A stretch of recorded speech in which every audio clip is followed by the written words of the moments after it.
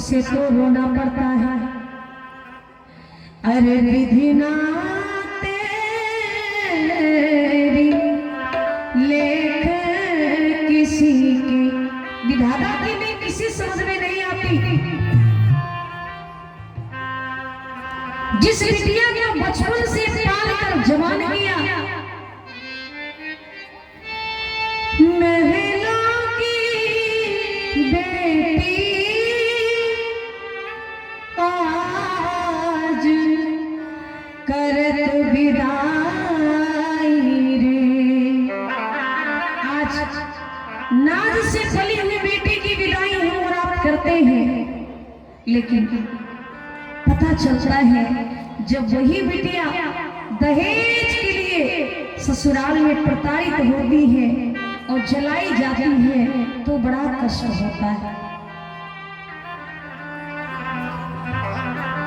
आज हम कहना चाहेंगे, हमारे नौजवान भाई भी हैं, आज के डेट में लड़कियां भी किसी से कम नहीं। आज के माँ बाप अपनी बेटी को पढ़ाने के लिए भी अपने शरीर को चढ़ा देते हैं महाराज, कभी घर कभी लोन कभी क्या से किया। इसलिए हर बेटी के बाप को भी समझना चाहिए कि मेरे घर में जब पढ़ी लिखी बहू आएगी तो हमारा तो कुल ही तर जाएगा। क्योंकि परिवार में एक स्त्री जब अनपढ़ होती है तो कई वंश अनपढ़ रहने का चांस होता है, लेकिन घर में जब बेटी बहू पढ़ी लिखी आ जाती है तो रोटी बेलते बेलते भी बच्चे को बगल में बिठा के उसको पोयम सिखाती है, पेंटिंग कराती है। शिक्षा से बढ़कर कुछ नहीं। इसलिए ये क्यों नहीं मान लेते कि हमारे घर में बहू पढ़ी लिखी आ रही है, और जब बहू पढ़ी लिखी आ रही है तो फिर दहेज क्यों? और जब तक हमारे समाज में ये दहेज रूपी दानव जिंदा रहेगा तब तक बेटियां जलाई जाती रहेंगी, बेटियों को जिंदा जलाया जाता जा रहा रहेगा। आज बेटी भी कंधे से कंधे मिला के चल रही है अपनी शिक्षा के बलबूते पे, लेकिन हाँ हमारी बहनें बैठी हैं, इनसे हम निवेदन करना चाहेंगे कि जीवन में शिक्षा ही ग्रहण करना, पढ़ाई के साथ अपने कुल की मान मर्यादा को भी बरकरार रखना और समाज के लिए, संसार के लिए एक मिसाल कायम करना कि अमुक घर की बेटी और बहन उसने जब पढ़ाई की, जो पद प्रतिष्ठा, जो सम्मान हासिल किया, आपसे औरों को सीख मिले। माँ बाप का सपना साकार करना। इसलिए हम निवेदन करना चाहते हैं कि केवल बेटे के जन्म के समय ही मिठाई मत बांटिए। बेटी भी घर में पैदा हो जाए ना तो बेटी के जन्म के समय भी पार्टी शादी कीजिए, मिठाई बांटिए, ये जानकर के घर में लक्ष्मी आई। और जब तक लक्ष्मी की पूजा नहीं करोगे आप तो नारायण भी प्रसन्न होने वाले नहीं हैं, क्योंकि नारायण हमेशा लक्ष्मी के पीछे पीछे चलते हैं। और जब लक्ष्मी पलटकर कह देती है सरकार कृपा कर दो ना, चाहे लक्ष्मी हो वो नारायण को पसंद करते हैं आपके लिए, चाहे मैया पार्वती हो वो भोलेनाथ को पसंद करते हैं आपके लिए। इसलिए जिस प्रकार भक्ति जब तक प्रसन्न नहीं होगी तो उस ब्रह्म की कृपा नहीं होगी, वैसे ही घर की स्त्री जब तक खुशी नहीं रहेगी, स्त्री की आंसू जब तक बहती रहेगी तब तक आपके परिवार में सुख समृद्धि आने वाली नहीं है।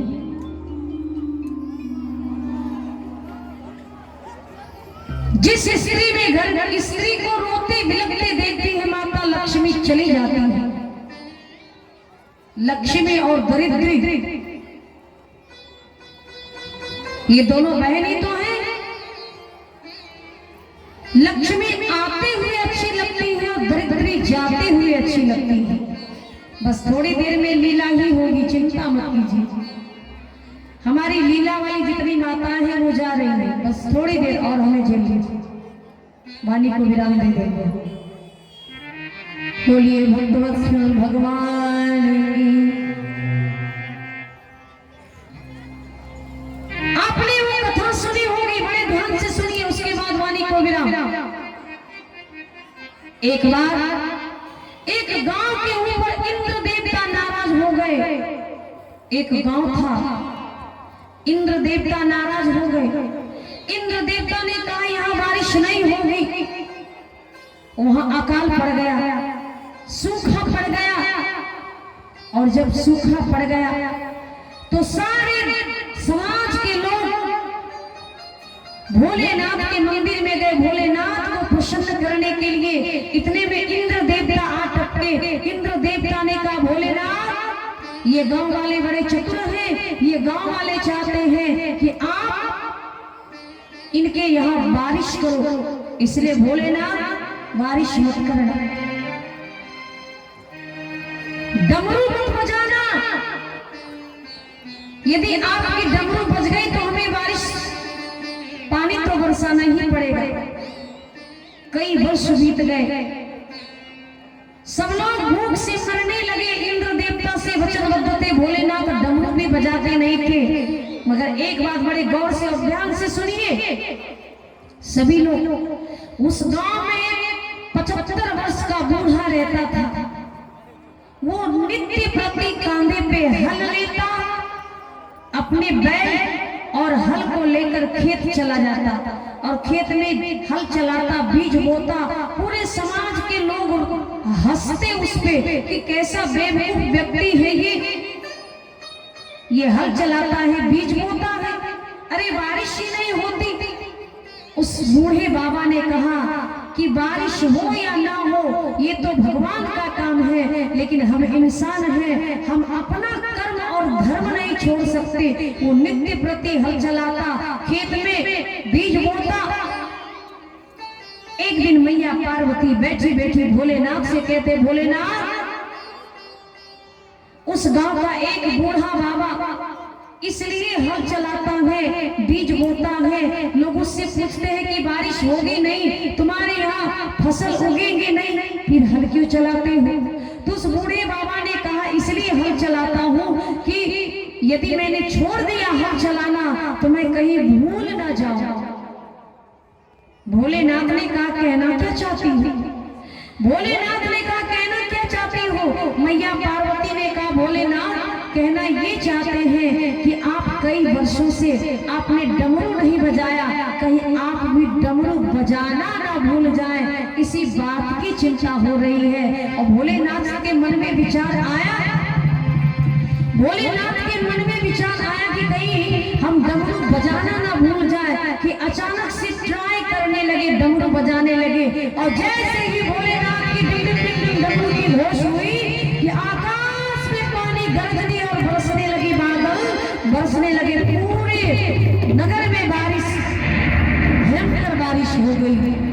और फिर वो बूढ़ा जो बिना बारिश का हल चलाता था, बीज बोता था, किसी के घर में अन्न नहीं गया, लेकिन उस बूढ़े के घर में फसल भी उगा और अन्न भी घर गया। कहने का तात्पर्य ये है कि कोई कुछ भी करे, आप अपना धर्म मत छोड़िए, अपना कर्म मत छोड़िए, क्योंकि बाबा भोलेनाथ का ही कहना है कि जो व्यक्ति अपने कर्म, कर्तव्य और निष्ठा पे अडिग होता है वो कभी संसार में असफल नहीं होता। भगवान उसकी कामना अवश्य पूरी करते हैं। इसलिए कि जय ही